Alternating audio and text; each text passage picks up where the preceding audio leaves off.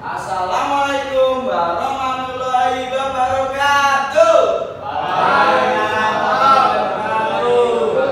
Selamat pagi anak-anak. Bagaimana kabar hari ini? Baik, Pak. Ini siapa ya yang tidak masuk? Siapa yang masuk? Mas Ibnu. Kenapa sakit? Sakit. Semoga cepat sembuh. Ya, sebelumnya Bapak absen. Ya, nanti ketika Bapak panggil nama, misal contoh Ibnu bilang ayam, suara ayam, tek tek tek gitu lah. Bebas sih kalian, buaya apa ulat lah, terserah. Fran, Tony, Kevin, Helmi, Java. Ya, semua masuk ini 5. Ya, sebelum kita memasuki pembelajaran agar kita lebih semangat, kita menyanyikan lagu dulu. Nah,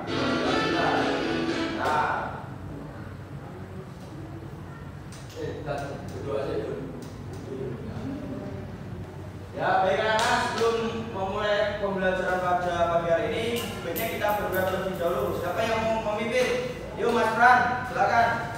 Baik teman-teman, kita berdoa terlebih dahulu. Doa mulai. Doa selesai. Terima kasih Mas Fran. Baik Pak. Ya, sebelum memasuki pembelajaran, kita menyanyikan lagu nasional dulu.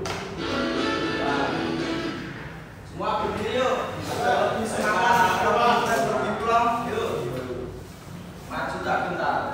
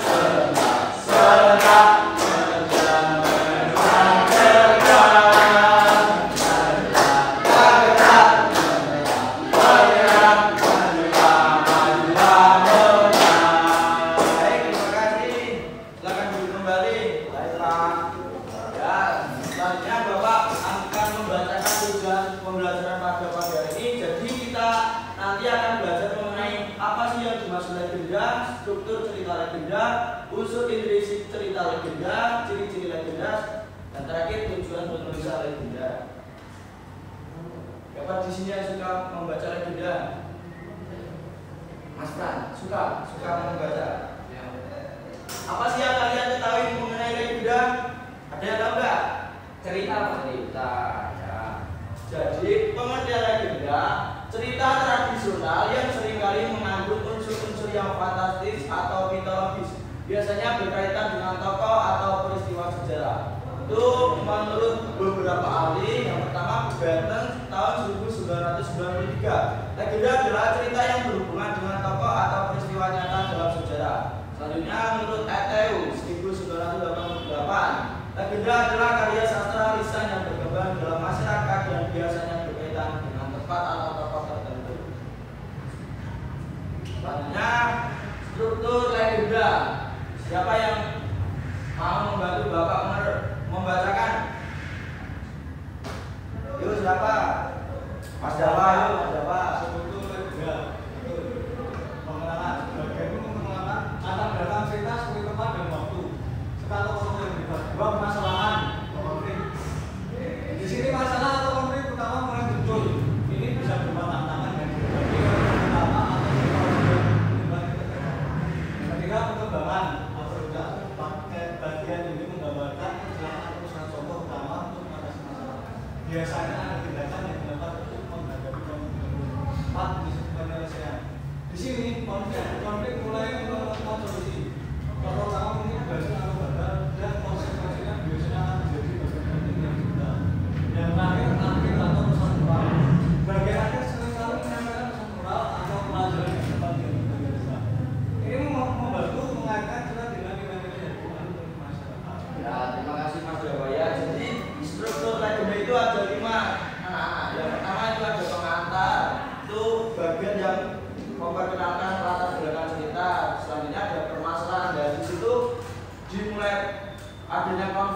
atau masalah timbul suatu masalah. Selanjutnya ada perkembangan atau puncak. Dan di situ menggambarkan perjalanan atau usaha tokoh utama untuk mengatasi masalah.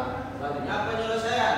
Itu konflik dimulai menemukan solusi. Tokoh utama mungkin atau berhasil atau gagalnya. Selanjutnya ada akhir atau pesan moral itu bagian yang menyampaikan pesan moral atau pelajaran yang dapat diambil dari cerita tersebut. Selanjutnya unsur intuisi legenda. Bapak bacakan yang pertama itu ada tema. Mau baca apa? Oh, kamu mau baca ya? Silakan, Mas Fran. 1. Tema. Pemikiran gagasan yang mendasari cerita. 2. Tokoh. Karakter dalam cerita yang bisa berupa pahlawan, penjahat, atau tokoh pendukung. 3. Alur. Rangkaian peristiwa yang terjadi dalam cerita biasanya terdiri dari pengantar, konflik, klimaks, dan penyelesaian. Lalu ada latar, yaitu tempat dan waktu di mana cerita berlangsung. Kemudian ada gaya, cara penulis atau pencerita menyampaikan cerita, termasuk penggunaan bahasa kiasan, deskripsi, dan dialog. Lalu amanat atau pesan moral, ini atau pelajaran yang ingin disampaikan kepada pembaca atau pendengar melalui cerita. Kemudian yang terakhir yaitu sudut pandang, perspektif dari mana cerita diceritakan. Apakah itu dari sudut pandang orang pertama, kedua, ketiga, atau sudut pandang yang lain? Ya, makanya Mas Fran. Jadi unsur prinsip legenda itu ada 1, 2, 3, 4, 5, 6, 7. Jadi ada 7. Yang pertama ada tema, ada tokoh, alur, latar, gaya bahasa, amanat, dan sudut pandang. Jadi tema itu pokok pikiran dari sebuah cerita tersebut. Kemudian tokoh itu karakter yang ada di dalam cerita. Sedangkan alur itu rangkaian peristiwanya. Sedangkan latar itu tempat dan waktu di mana cerita itu berlangsung. Gaya bahasa itu cara penulis atau pencerita menyampaikan sebuah cerita. Amanat itu nilai atau pelajaran yang dapat diambil. Sedangkan sudut pandang perspektif di mana cerita itu diceritakan. Selanjutnya ciri-ciri legenda ini Bapak aja yang baca. Yang pertama, ciri-ciri legenda berdasarkan kisah nyata. Legenda seringkali terinspirasi peristiwa sejarah yang benar-benar ada, meskipun aspek tertentu bisa diromanisasi atau dilebih-lebihkan. Moral atau pesan. Pesan moral dalam legenda biasanya berfungsi sebagai pedoman hidup bagi masyarakat. Cerita-cerita ini mengajarkan nilai seperti kejujuran, keberanian, kesetiaan, dan pengorbanan. Terakhir disampaikan secara lisan. Sebagian besar legenda berasal dari tradisi lisan, di mana cerita itu diceritakan dari generasi ke generasi. Jadi ada 3 ciri-ciri legenda tersebut. Siapa yang mau membaca? Tujuan penulisan legenda. Delmi, silakan. Tujuan penulisan legenda. 1. Mengabadikan sejarah, merekam peristiwa dan tokoh penting dalam memori kolektif. 2. Ada menyampaikan nilai moral, menyediakan pembelajaran hidup dan panduan etika. 3. Ada menjelaskan asal-usul, memberikan konteks budaya untuk tempat atau tradisi. Seterusnya, menjaga tradisi lisan, melestarikan cerita-cerita untuk generasi mendatang. Baik, terima kasih Mas Hari. Jadi tujuan penulisan legenda tersebut yang pertama itu ada mengabadikan sejarah. Jadi dituliskan legenda itu untuk mengabadikan sejarah-sejarah yang sudah dulu-dulu masa lampau. Selanjutnya menyampaikan nilai moral, itu menyediakan pelajaran hidup dan panduan etika. Jadi legenda itu menyediakan sebuah pelajaran hidup untuk kita sendiri. Selanjutnya menjelaskan asal-usul, memberikan konteks budaya dan tradisi. Selanjutnya menjaga tradisi lisan. Jadi melestarikan cerita-cerita untuk generasi mendatang. Jadi dituliskan legenda itu untuk kita kenalkan kepada anak-anak kita dulu, yang masa yang mendatang. Yes, ya. Sekarang kita tadi lihat Bang, kalian pada capek loh.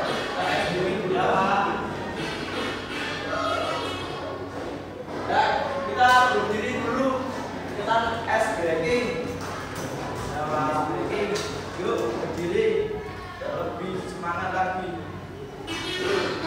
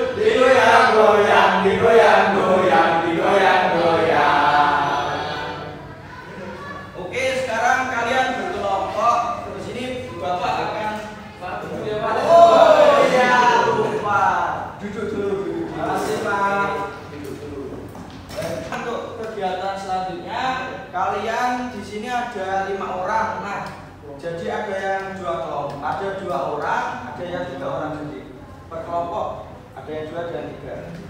Bebas saja yang membentuk. Ya Pak. Tuh. Ini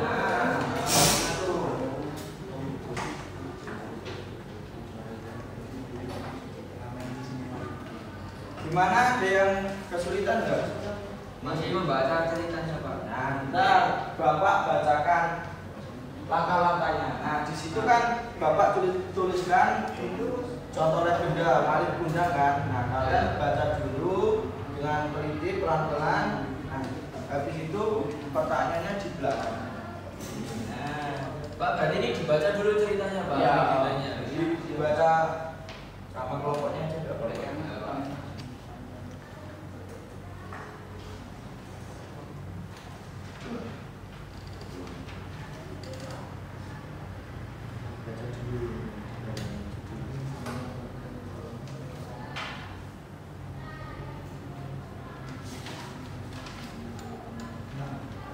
Bapak kasih waktu 5 menit aja, nggak usah banyak-banyak. Nah, kalian juga pada pintar dulu.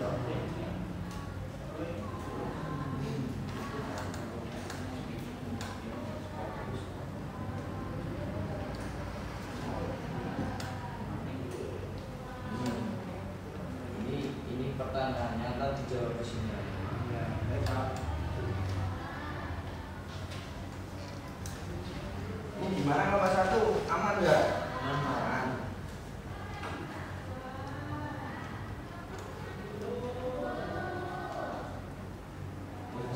Kasih dijawab. Ini selesai. Kelompok 1 selesai belum? Udah Pak. Udah. Yuk, sekarang waktunya presentasi. Siapa yang mau presentasi? Kelompok 2 atau 1? Kelompok 21. Kelompok 2. Ya, ayo Mas Dermi, silakan langsung presentasi. Boleh, Pak. Yang pertama, soalnya ada apa ide pokok dari kisah legenda yang telah dibacakan? Yaitu ide pokok dari kisah legenda Malin Kundang adalah tentang kesombongan dan pengingkaran terhadap orang tua yang berakhir dengan hukuman. Malin Kundang yang awalnya hidup miskin bersama ibunya berhasil menjadi kaya setelah merantau. Namun ketika kembali ke kampung halaman, ia menolak ibu kandungnya karena merasa malu dan menganggap ibunya tidak sesuai dengan status sosial yang baru. Akibat dari tindakan Malin Kundang tersebut, ia mendapat hukuman dari ibunya, lalu melalui doa yang menyebabkan ia berubah menjadi batu. Soal kedua, berikan contoh pertanyaan yang dapat diajukan terkait dengan kisah legenda tersebut. Apa yang menyebabkan Malin Kundang menolak dari ibu kandungnya setelah kembali menjadi kaya? Soal yang ketiga, apa penggunaan gaya bahasa majas yang dapat Anda temukan dalam teks? Majas hiperbola. Penggunaan ungkapan berlebihan untuk menegaskan suatu, misalnya tubuhnya pun berubah menjadi batu. Nomor 4, berikan satu contoh gaya bahasa majas dengan jelas makna sebenarnya dan makna kisahnya. Contoh majas hiperbola. Contoh kalimat tubuhnya pun berubah menjadi batu. Makna sebenarnya kalimat ini menggambarkan bahwa setelah Malin Kundang dihukum, ia berubah menjadi sebuah batu yang ada di pantai. Baik, terima kasih. Beri aku dulu buat Mas Helmi.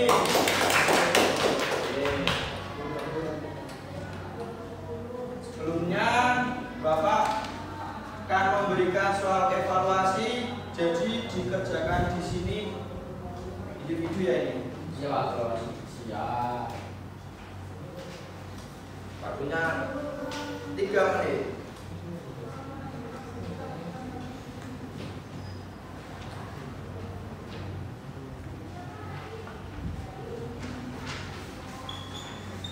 Gimana? Sulit ya? Ini gimana Pak? Nomor 2 Pak.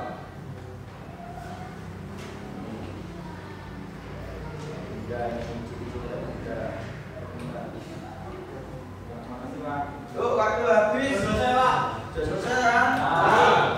Sudah. Nomor 1 apa? A. Betul, A. Nomor 2 B. B. Ya, betul. Nomor 3 C. Bukan, C jawabannya. C. Salah. Apa? Nomor 4 D. Ya, betul. Dan yang terakhir nomor 5 A. Ya, betul.